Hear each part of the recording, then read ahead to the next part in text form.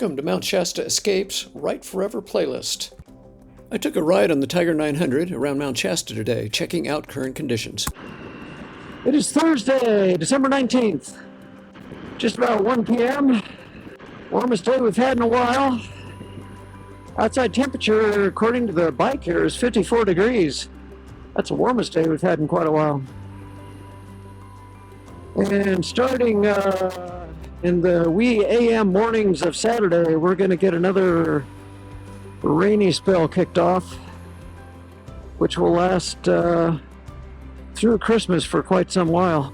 But I went to Fifth Seasons. It's a local kind of ski, bike, sporting goods store, and got a Christmas tree cutting permit. But I also asked them then about what do they know about Bunny Flats and the Everett Memorial Highway being opened, and they said it wasn't open and don't expect it to get opened anytime soon.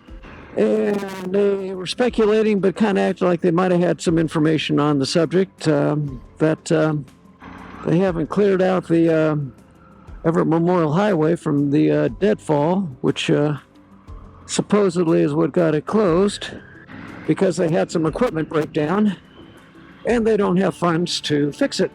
So I know our government has been starving the National Forest Service and lots of other public type services for a long time, and I know they're short on money. But I scratched my head and said, geez, I've cleared more deadfall over roads than I can count. And all you need is a couple of people and a good-sized chainsaw to do it. So I don't really know what the issue is, but they could have had that road cleared weeks ago. And again, whether it's funding or whatever, it's not cleared and doesn't sound like it will get cleared anytime soon. So that's bad for my daughter's family, which is going to be coming up this Sunday, because Lauren and Jesse both love to backcountry ski up there at Bunny Flats. And that's just not going to be possible. Other good place for backcountry skiing is Castle Lake, and they got that closed also, I assume, for the same reason. Oh, by the way, I'm going up Old McLeod Road right now towards FR31, which I've done motorcycle rides up and done videos up before. But again, I'm just riding around the town a little bit, and it's getting a little wet here, so I'm not real happy about that. I don't expect the road to be open up here very far either. They never plow this. They don't have a gate across it, but it's just kind of a, go forward at your own risk when it's got snow on it. And it's a popular area for snowmobilers. They get up here and they drive up about as far as you can on the road and park their vehicles, unload their snowmobiles, and go riding up in this area. And wow, there's a lot of snow alongside the road here. Not a whole lot higher than my house. We're at almost 3,800 feet, so that's 400 feet, but lots of snow alongside the road. I have a feeling I'm just going a little bit further here, and I'm going to have to turn around. And yep, this is the end of Old McLeod Road, and this is where the Forest Route 31 begins. And as I expected, it's not plowed, and not going to be going past there.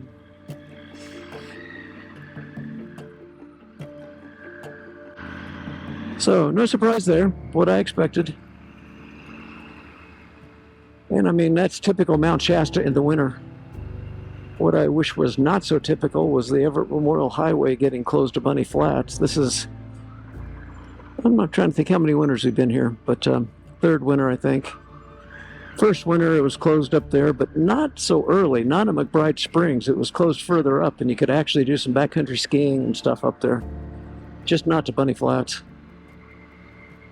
And last year it was open all winter, but we didn't have a whole lot of snow last winter either. And now it's closed to McBride Springs, which basically cuts off all winter recreation up in that direction. Oh, I'm on Eddy Drive right now. This was another part of town that we looked at. We liked it a lot. We would have loved to have bought a house out in this area, but there were a couple for sale, but they just did not come close to fitting what we were looking for. And there were lots of houses that would have, but nothing for sale that would have worked for us. But it's an interesting area. Very rural, a little bit larger tracts of land that the houses are on. A little bit more like what we had back in Colorado, and of course we were not really sure we wanted to go that route again. It's a lot of work keeping a property like that up. Get lots of trees that die and have to be cut, and all kinds of things you have to take care of when you live out in the country like this. But it was still appealing. Still looks good too. So that was kind of my first stop on my Mount Shasta area ride today, and just confirmed that FR31 is snowed in and impassable unless you're on a snowmobile. And back to Old McLeod Road. In a minute here, I'm going to turn right on Washington Drive, which will take me across town and get a little bit of a look at kind of the older part of Mount Shasta. A lot of nice houses in there, usually pretty well kept, but old. I mean, it's an older part of town. So when we were checking out Mount Shasta, we rented an Airbnb, which wasn't too far from here, and Joline and I walked all these streets. It's kind of entertaining.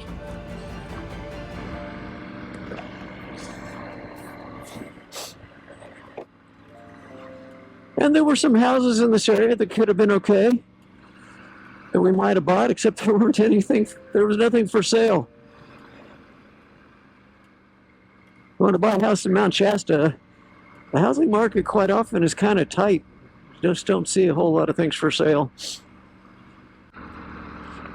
So I will turn right here on McLeod Avenue. I was on Old McLeod before, and this is just McLeod, not Old. There's another neighborhood up this way that Joline and I really liked, but once again, there was just nothing for sale in it. If I turned left here on Adams Road, that would take me straight into Shastis Park, where I often park when I'm going to do an e-mountain bike ride up in the Gateway Trail system. But as you can see right now, there's a lot of snow on the ground, and that Gateway Trail system is not going to be passable for a mountain bike. Maybe if you wanted to snowshoe. So I can see it coming up here on the Zumo. There's a Shasta Acres Drive, and that Shasta Acres area was had a lot of houses that we would have loved to have bought up there, but they're a little bit larger lots than what we're on right now, like usually about an acre. And you could park trailers and things out in front if you wanted, and it just was a nice looking area. But once again, there was nothing for sale in there when we bought our house.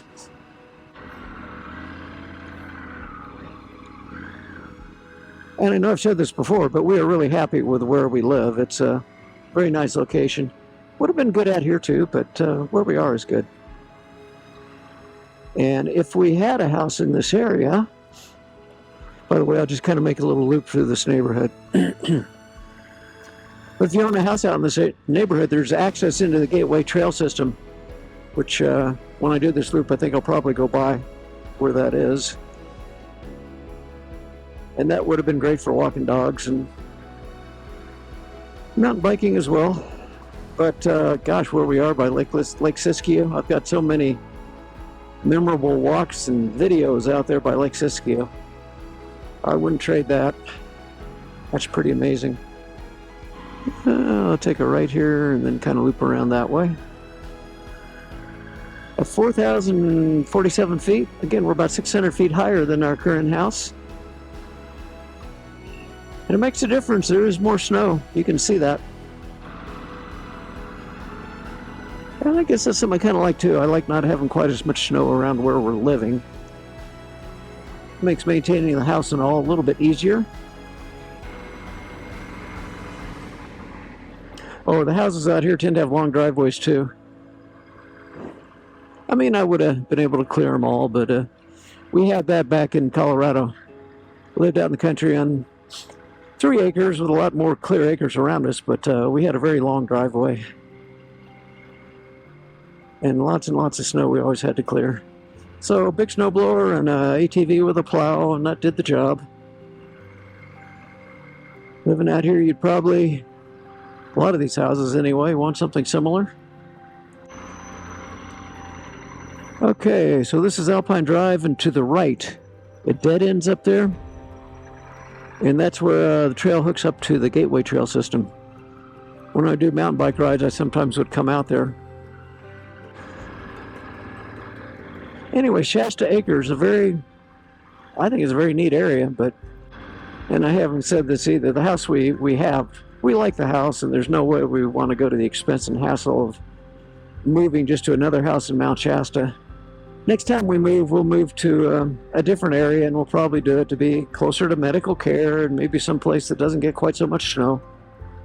And we will forever miss this area.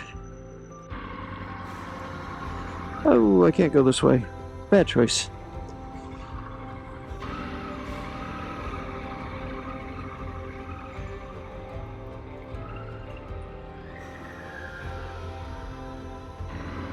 So I'm part way finished on lowering this bike. I lowered the front by an inch, which I did before, and I put it back to stock after I did that because the stock side stand had it a little bit too upright. I was worried about it tipping over.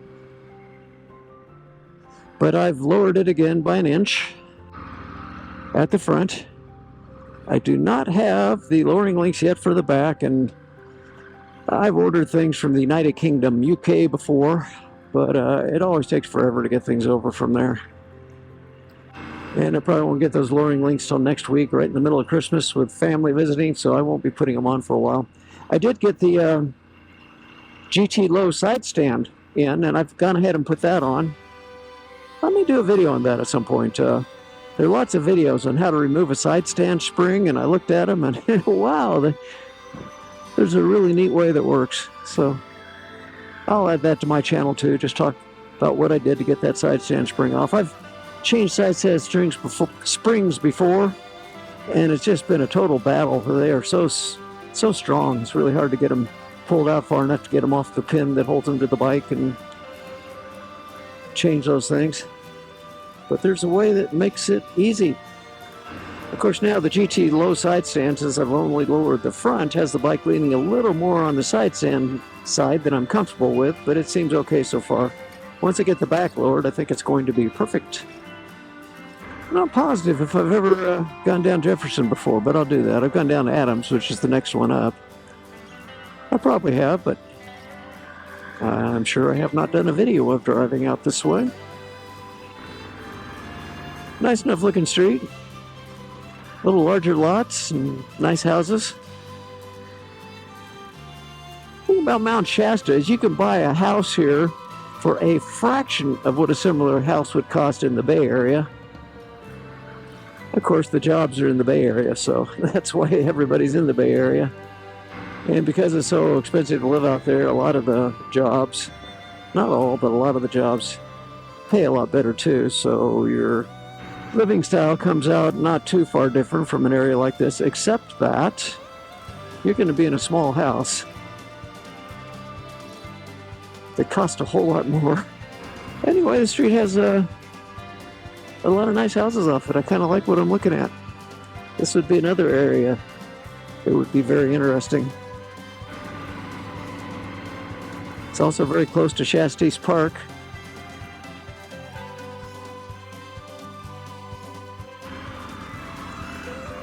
Oh, that was Shasta Park. Okay.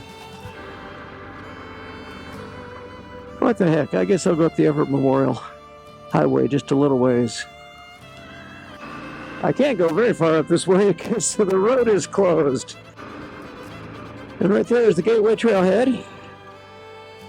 Still a fair amount of snow. I mean, it's going to be both muddy and snowy and sloppy. Not good for mountain biking right now. Lots of snow up here, and the Gateway Trail system is, off to my right. I mean, it just goes up and throughout this whole area off to my right. Way too much snow. That's the campground.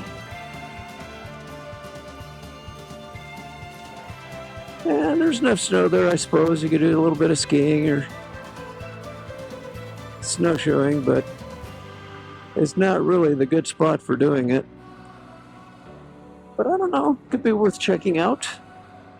Maybe there is some winter recreation up here still.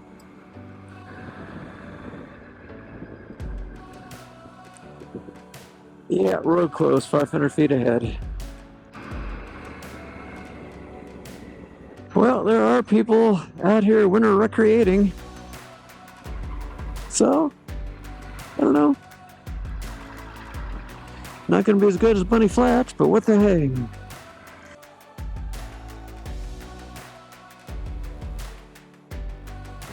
Every time I've come up here, there's been nobody else up there, but we are getting into the holiday season. There's more people in town. You could tell the vacationers are showing up.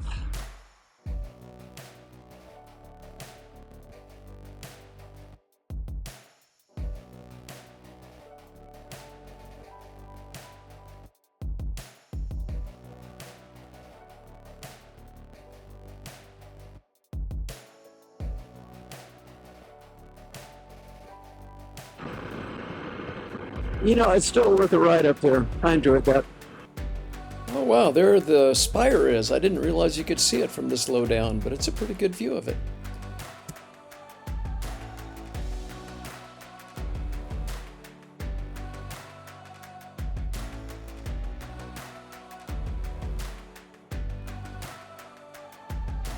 I certainly appreciate it when Joline hears me come up and opens the garage door.